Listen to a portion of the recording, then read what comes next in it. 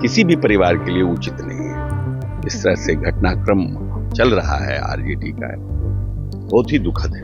पहले तेज प्रताप जी की पत्नी बाहर गई, फिर तेज प्रताप बाहर गए, अब बहन लोग के जाने की बारी आई है। तो जो एक छत्र राज पार्टी में बना लिया था, उसी तरह से सोचे थे कि परिवार में भी मेरी कुर्सी बनी। वही कह रहे थे कि जिस तरह सरकारी हार हुई है तो चाणक्य बताएंगे ना, उनके क्या जो चाणक्य है कि कैसे हार हुई है। वो तो उनका इंटरनल पॉलिटिक्स है। लालू जी ने परिवार के अंदर जिस प्रकार से राजनीति को लाया, ये उसका दुष्परिणाम। और दूसरी बात, राजनीति से ज्यादा तेजस्वी यादव का अहंकार जो बाहर जनता के बीच में दिखता था, जो पार्टी में दिखता था, वो परिवार में भी दिख रहा है। किडनी देना तो एक बड़ी बात है, बहुत बड़ी बात है। बहुत कम लोगों का ऐसा हिम्मत होता है, और ये देश की, हमारे परिवार में, देश में हमारे बेटियां ही कर सकती हैं। नमस्कार, मेरा नाम आलोक है, आप लाइव स्ट्रीज देख रहे हैं। देखिए, बिहार विधानसभा के चुनाव में एनडीए को प्रचंड जीत मिली है, वहीं दूसरी ओर महागठबंधन का सुपड़ा साफ हुआ है। खास करके अगर हम बात करें लालू परिवार की, तो रोहिणी आचार्य कल किस तरह से आंखें नम किए, आंखें भरी हुई थी उनकी, वो घर से चली गई, दिल्ली चली गई, और उसके बाद उन्होंने आरोप क्या लगाया, ये तक कहा है कि जो चाणक्य बन रहे थे, जो जीत दिलाए थे, अब जब कारी हार हुई है तो उनसे जवाब मांगो तो घर में मारा जाता है, गाली दी जाती है, चप्पल फेंक कर मारा जाता है। आप सुन रहे थे रोहिणी आचार्य ने क्या कुछ कहा है। लालू प्रसाद यादव की वो बिटिया जिन्होंने हिम्मत करके उन्हें अपनी किडनी दी, लालू प्रसाद यादव के जीवन की रक्षा की, ऐसे समय में जब परिस्थितियां विपरीत थी। अब उसी रोहिणी आचार्य के साथ घर में क्या हो रहा है, क्योंकि जो उनका औपचारिक बयान आया है एयरपोर्ट पर, आपने कल देर रात को ही सुना है, हमने वो लाइव स्ट्रीम के माध्यम से आपको दिखाया है। अब ऐसे में जेडीयू बीजेपी के नेताओं ने साथ देना शुरू कर दिया है रोहिणी आचार्य का। ये कह रहे हैं कि लालू प्रसाद यादव के लिए अच्छा नहीं है, ये घर के अंदर जो कलह हो रहा है, ये तेजस्वी यादव का अहंकार झलक रहा है। क्या कुछ नेता कह रहे हैं एनडीए के, हम आपको सुनाते हैं। जिस तरह से लालू प्रसाद यादव के घर में ये घटना हो रही है कि परिवार में काफी कलह चल रहा है इस हार के बाद।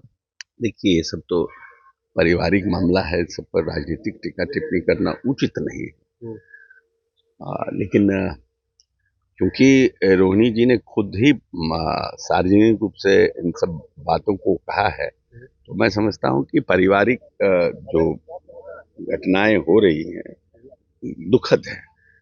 लालू प्रसाद यादव जी के इस इन परिस्थितियों में, जहाँ वो एक लाचार हैं, बीमार हैं, और ये सब घटनाएं उनको सुनने को और देखने को मिल रही है, तो किसी भी परिवार के लिए उचित नहीं है। इस तरह से घटनाक्रम चल रहा है आरजेडी का, बहुत ही दुखद है। तो वही कह रहे थे कि जिस तरह सरकारी हार हुई है तो चाणक्य बताएंगे ना, उनके क्या जो चाणक्य है कि कैसे हार हुई है।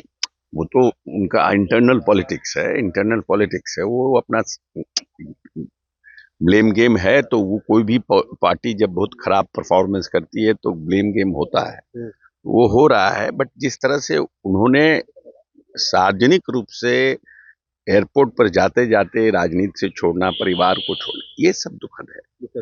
राजनीति छोड़ना तो पर्सनल डिसीजन है। जिन्होंने किडनी दी, अब ये परिस्थिति आ गई।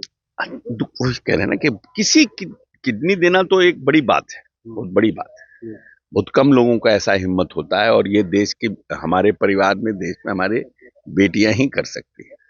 तो मतलब उनको भी इतना व्यथित होकर और आहत होकर के जाना पड़ रहा है। ये लालू, मतलब जो घटनाएं हो रही है, ये लालू प्रसाद यादव जी के परिवार के लिए शुभ संकेत नहीं है। हमारे साथ नितिन नवीन मौजूद है। एक बार फिर से प्रचंड जीत हुई है एनडीए की। एनडीए की जीत कितनी बड़ी जीत?